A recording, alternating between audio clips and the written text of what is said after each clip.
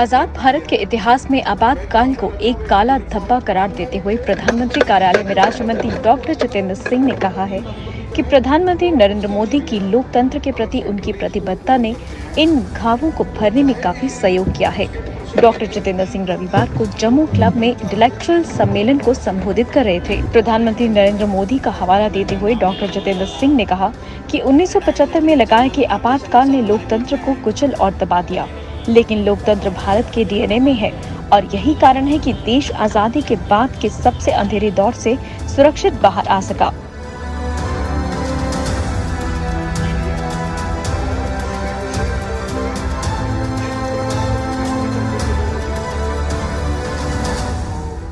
उन्होंने कहा कि भारत वास्तव में लोकतंत्र की जननी है। उन्होंने कहा कि लोकतंत्र आम भारतीय की भावना और रगों में दौड़ता है। डॉक्टर जितेंद्र सिंह ने कहा कि प्रधानमंत्री नरेंद्र मोदी को भारत के लोकतंत्र की मजबूत नींव रखने के लिए हमेशा याद किया जाएगा, क्योंकि ये उनके कार्यकाल के दौरान ही संभव हुआ कि लोकतंत्र का प्रत्येक लाभ बिना किसी भेदभाव के अंतिम पंक्ति के अंतिम व्यक्ति तक पहुँचे। डॉक्टर जितेंद्र सिंह ने कहा कि दुनिया आज भारत को न केवल एक स्थिर लोकतंत्र बल्कि ताकतवर ताकत के रूप में भी पहचानती है।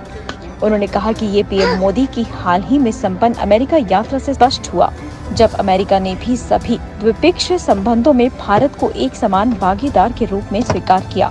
डॉक्टर जितेंद्र सिंह ने कहा कि पीएम नरेंद्र मोदी के नेतृत्व में भारत का समय आ गया है और ये भारत का दशक और भारत की सदी है।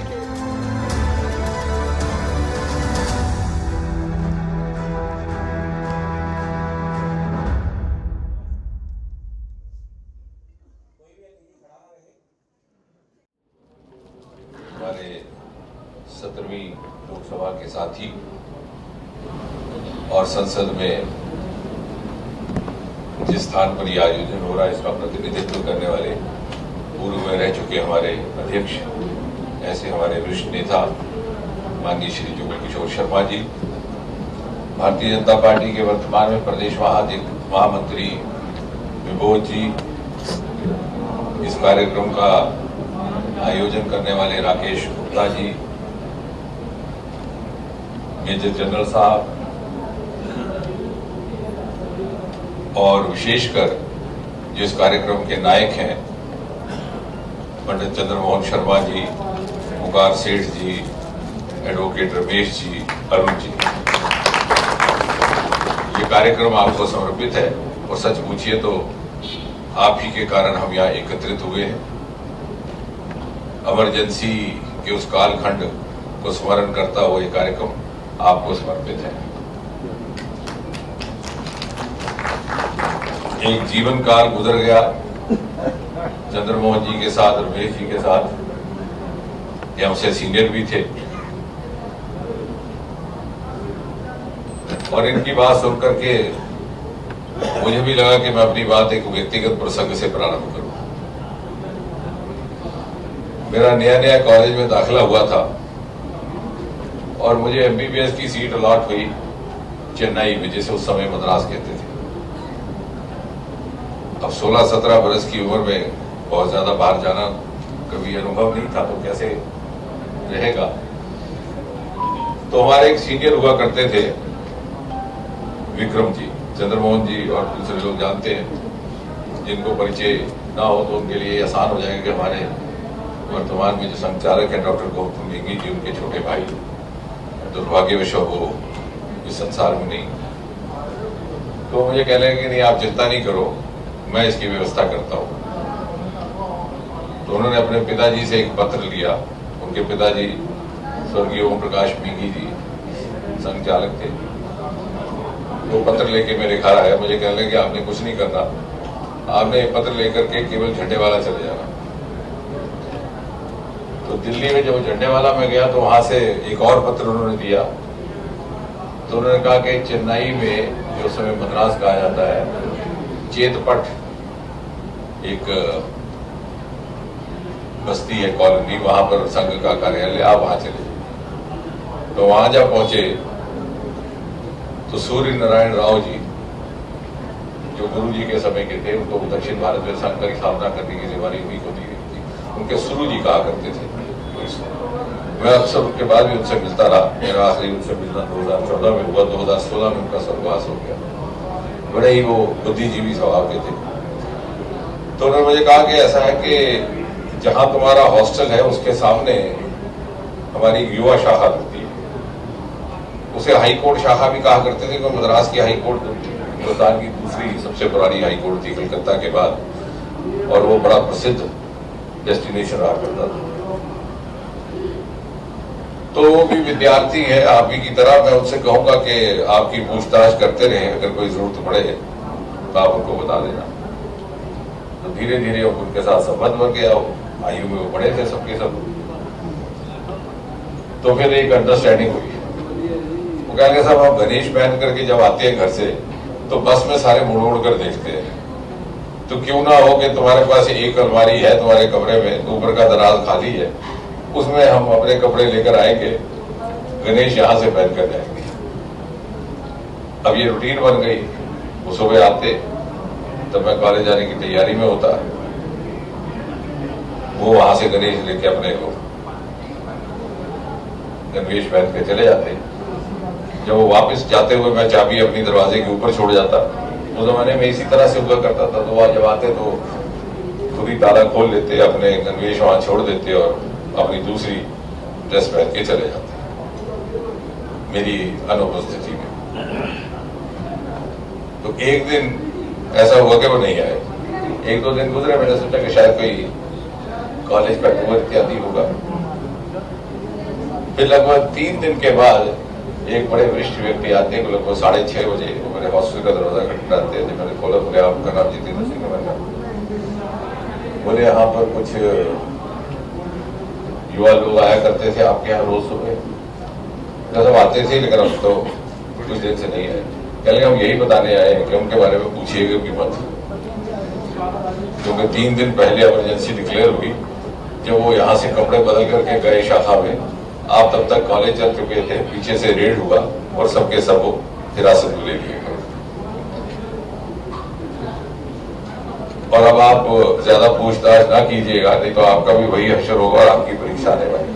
तो एक पहला अनुभव इमरजेंसी का उस बाल अवस्था में, उस कच्ची उम्र में हुआ। और उसके बाद एक ऐसा माहौल, जैसे रमेश जी कह रहे थे कि कॉलेज से हॉस्टल जाने में खतरा रहता है कि पता नहीं घर पहुंचते पहुंचते, हॉस्टल पहुंचते पहुंचते नसबंदी ना हो गई हो। हालांकि ये था, you had to protect your potency while walking down the street. रोज अलग तरह की खबरें आती कि फलां को उस तरफ खा लिया, फलां को वहां खा लिया। समाचार पत्र सब सेंसर हो चुके थे। एक इंडियन एक्सप्रेस आना शुरू हुआ था।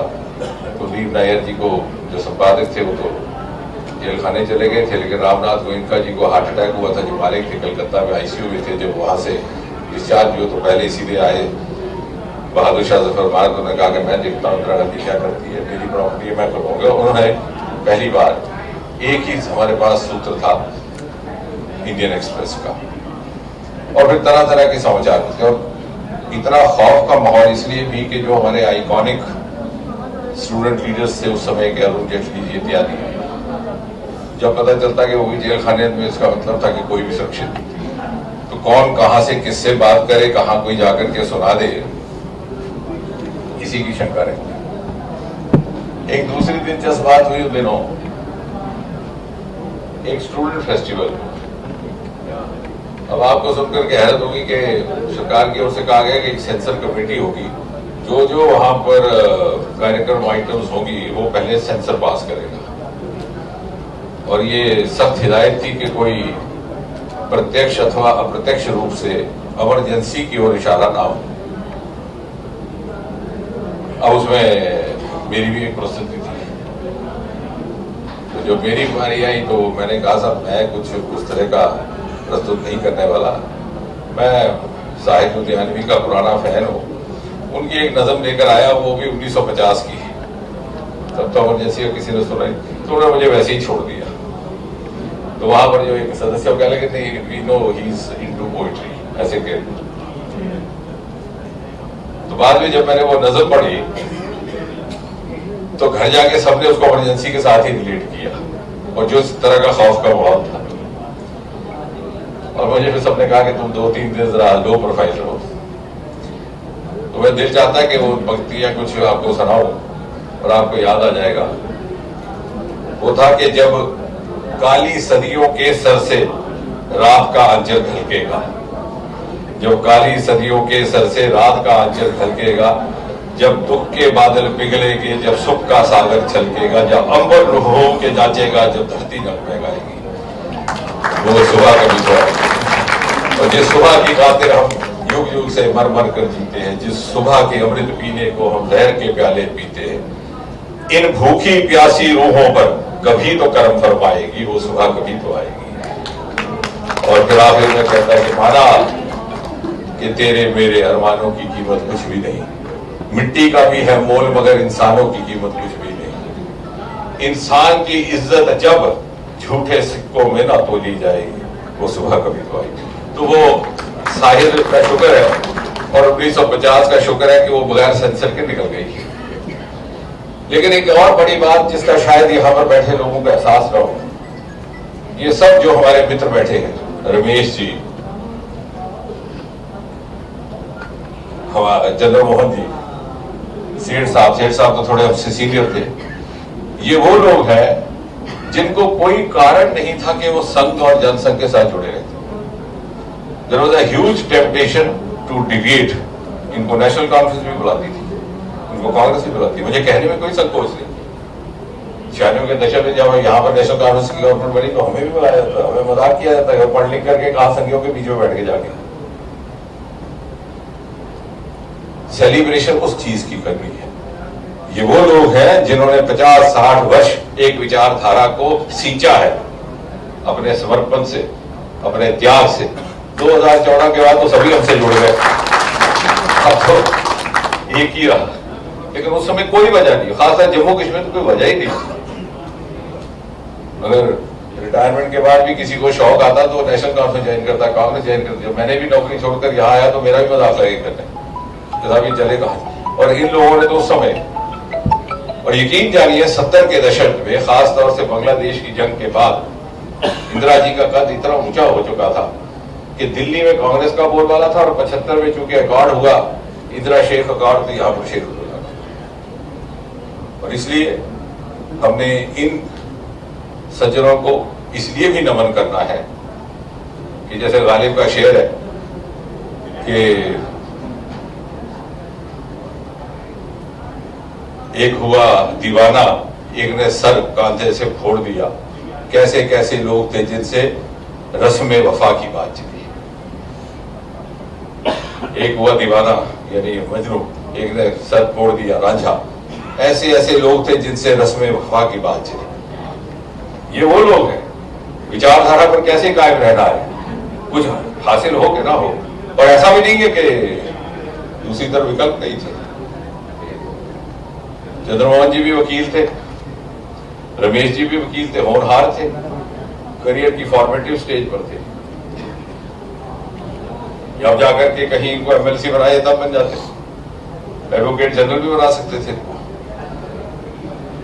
कहने का तात्पर्य यह है कि हम थोड़ा सा ये भी सोचें कि सदा यही दौर नहीं था, एक ऐसा भी दौर गुजरा है, और उस दौर से गुजर करके जो निकले हैं लोग, शायद उनकी वजह से ये समाज जीवित है और विचारधारा का पालन कर रहा है।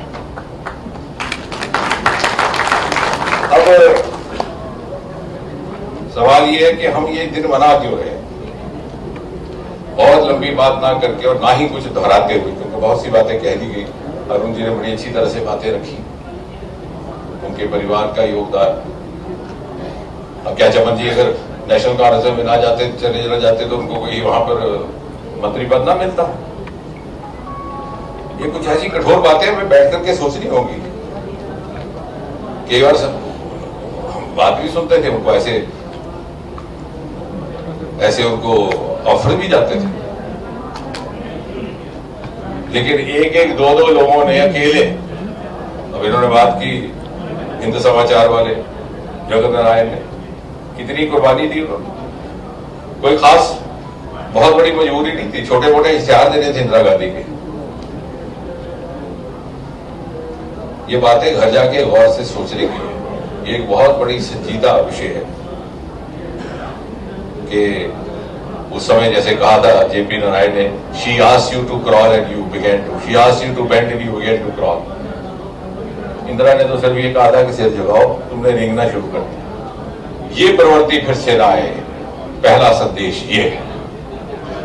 3 प्रमुख संदेश मैं समझता हूं आज के कार्यक्रम के होने चाहिए। पहला ये कि इंदिरा ने तो सिर्फ कहा था सिर झुकाओ, हमने रेंगना शुरू कर दिया। और अगर हमारे सिर ऊंचे रहे तो ऐसे लोगों की खातिर जिनको बार बार टेम्पटेशन आती थी, जो मंत्री भी बन सकते थे, एडवोकेट जनरल भी बन सकते थे, लेकिन नहीं, अपनी धुन में मस्त थे। जो काले पर शहर के खाते थे, पीते थे कर्ज की में, और ये समझते थे कि रंग लाएगी मेरी फाका मस्ती एक दिन। जेब में कुछ नहीं, सुबह निकल पड़े, सोचा रात तक कोई जबू क्लब का इंतजाम कर देगा।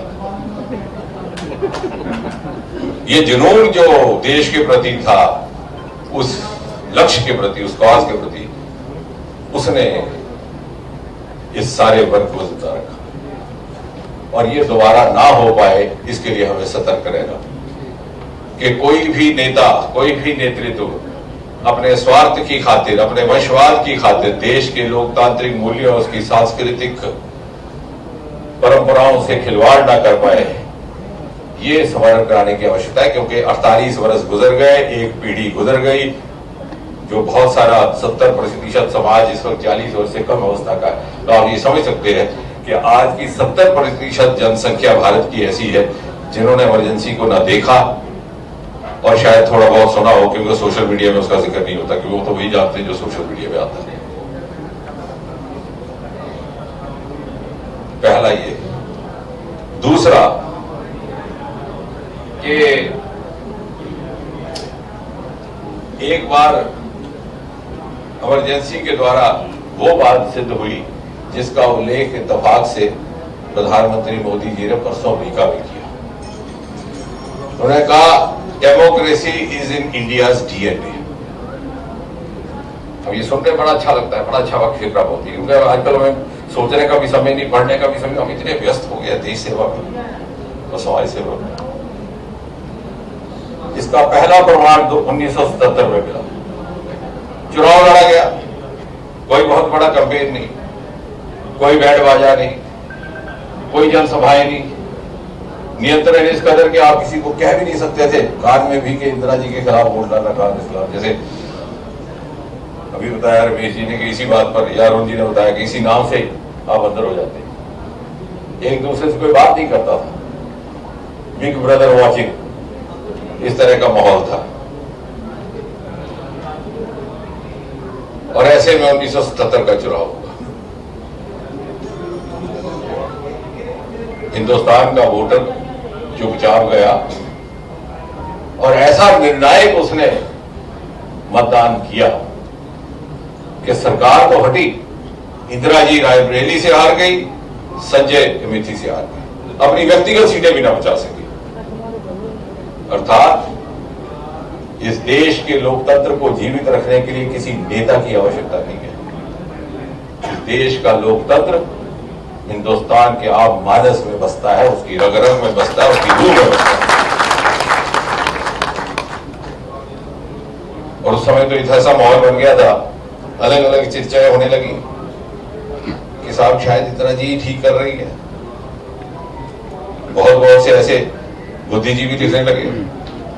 विंस्टन चर्चिल की बात आई आजादी के समय, चूंकि विंस्टन चर्चिल बहुत मुखालिफ थे इसके, वो तो दे भी नहीं रहे थे, उनकी सरकार बदली, एटली प्रधानमंत्री आए, उस दौरान आजादी दी गई। As leader of the opposition उन्होंने हाउस ऑफ कॉमन्स में कहा था कि आप बहुत बड़ी गलती कर रहे हो, ये हिंदुस्तानी ऐसे लोग हैं, इनके पास कोई सलीका नहीं अपने आप को संभालने का। In 50 years they will go back to the age of barbarism. और 1975 में हमें केवल 28 साल हुए थे आजादी हासिल की। लोग ये भी सोच रहे हैं कहीं चर्चिल ही तो नहीं ठीक था, इतना बड़ा बुद्धिजीवी, but we proved him wrong and we proved him decisively wrong. क्योंकि चर्चिल ने शायद सोचा था कि हमारे पास ऐसा नेतृत्व ना विकसित हो पाए, लेकिन उसको यह एहसास नहीं था कि इस देश के कण कण में लोकतांत्रिक परंपरा है। और तीसरा बड़ा संदेश ये कि जब भी इस देश को किसी चुनौती ने ललकारा, ये देश और ज्यादा मजबूत होकर गया। और इसमें देश में वो इसलिए कि यहाँ अभी भी कुछ ऐसे संगठन हैं जो कि वो कहते हैं नेशन फर्स्ट, आप लगाते हैं पोस्टर, खासतौर पर नए नए हमारे साथ जुड़ते हैं तो बड़े फख्र के साथ नेशन फर्स्ट। लेकिन जैसे मैंने कहा, ऐसे ऐसे लोग थे जिनसे रस्म वफा की बात चली। नेशन फर्स्ट के मंत्र को निभाने वाले लोग हुए हैं इस संगठन में। 1975 में जब जयप्रकाश ने मुहिम शुरू की तो भारतीय जनसंघ ने अपने आप को डिसॉल्व करने का ऐलान किया। दुनिया के इतिहास में कोई ऐसा आपको मिसाल नहीं मिलेगी जहां कोई राजनीतिक दल अपने आप को लुप्त करता है। यहां तो सत्ता के लिए 4-4 दल बदल जाते हैं।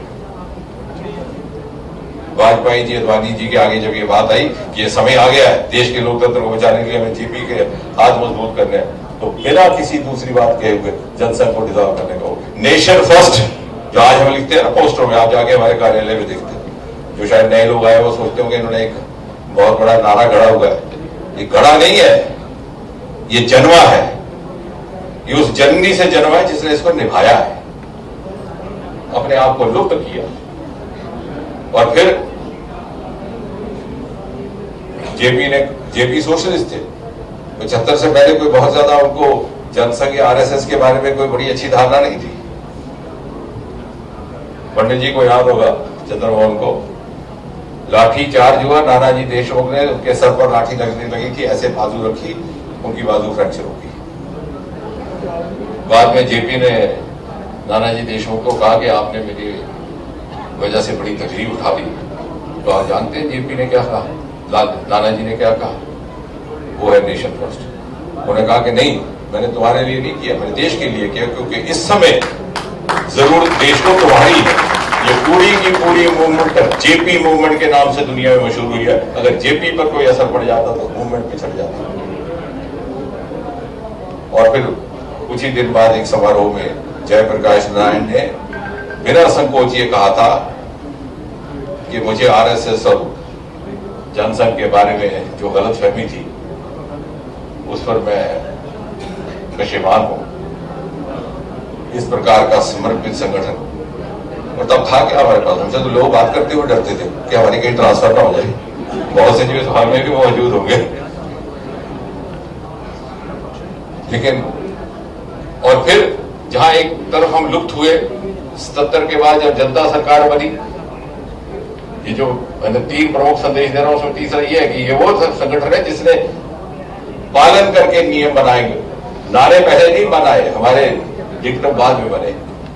जब ये बात आई कि डुअल मेंबरशिप, दूसरे घटक दलों ने कहा कि नहीं, जनसंघ के जो मंत्री हैं हमारे, वाजपेयी जी थे, अडवाणी जी थे, मुरली मनोहर जोशी थे, वो आरएसएस से नाता तोड़ दे। तो एक क्षण नहीं लगाया, उन्होंने सबने अपने त्याग पत्र दिए। उन्होंने कहा हम जहां से आए हैं हम उस जननी को नहीं छोड़ेंगे, वापिस चले जाते। और इस तरह से पुनः जन्म हुआ भारतीय जनता पार्टी का 6 अप्रैल 1980 को बंबई के अधिवेशन में, जब वो प्रसिद्ध भाषण दिया था वाजपेयी जी ने कि हिंद महासागर के तट पर खड़ा होकर के मैं ये कहता हूं, साहस करता हूं कहने का, बादल छटेंगे, सूरज निकलेगा, कमल खिलेगा। और ये कमल खिलने का दृश्य मोदी का है। एक शब्द में कहा जाए तो इमरजेंसी के काले कालखंड का प्रायश्चित सही माने में हुआ तो मोदी काल में। और इसका विश्लेषण जब करेंगे तब समझ आएगा। एक बहुत सारे विद्वानों ने किताबें लिखी है, नेहरूवियन ब्लंडर्स, नेहरू जी के कार्यकाल में क्या क्या ब्लंडर, उसमें 3 प्रमुख आते हैं। एक आता है अनुच्छेद 370 का, जिसकी बात अभी हुई, जुगल जी ने भी की, उसका भी प्रायश्चित इसी कालखंड में। दूसरा आता है non align movement, Nehru ji ने शुरू की, यूगोस्लाविया के मार्शल टिटो इंडोनेशिया के सुकार्नो के साथ मिलकर के 10 साल भी ना चल पाई। 1971 में इंदिरा जी ने सोवियत रिकॉर्ड किया, क्योंकि अपने आप को बचाना था, वहां से 7th फ्लीट आ गया था, नॉन अलाइन मूवमेंट दफन हो गई। कल मोदी जी ने अमेरिका में मल्टी अलाइंड अप्रोच की नींव रखी, मल्टीपोलर, और रशिया के साथ भी अलाइंड है। हम अमेरिका के साथ भी अलाइंड है, हम सबके साथ अलाइंड है, सबका साथ सबका विकास की बात करते हुए उन्होंने कहा। और तीसरा, चीन को लेकर के, जब दिल्ली की गलियों में 1960 में चौवन लाई के साथ खुली गाड़ी में नेहरू गए और हिंदी चीनी भाई भाई का नारा लगाया गया, तो वाजपेयी जी ने सबसे पहले इसकी चेतावनी दी थी और 2 ही साल में उनकी बात सच निकली। नेहरू जी का स्वास्थ्य खराब होने का एक वो भी कारण निकला। आज चीन के प्रति जो आज हमारी नीति है वो भी एक निर्णायक नीति है। कहने का अर्थ ये कि अब जो पिछले 9 वर्ष गुजरे हैं, इसमें उन सभी चीजों की भरपाई की कोशिश की गई है जो पहले न थी। जो लोग ये कहते हैं, ठीक कहा पंडित चंद्रमोहन जी ने कि फ्री स्पीच की बात, जो ये कहते हैं कि लोकतंत्र खतरे में, उन्होंने शायद इमरजेंसी का दौर नहीं देखा। और मैं चाहूंगा दौर नहीं देखा तो कम से कम तब की किताबें पढ़ लीजिए तो आपको एहसास होगा। और ना सिर्फ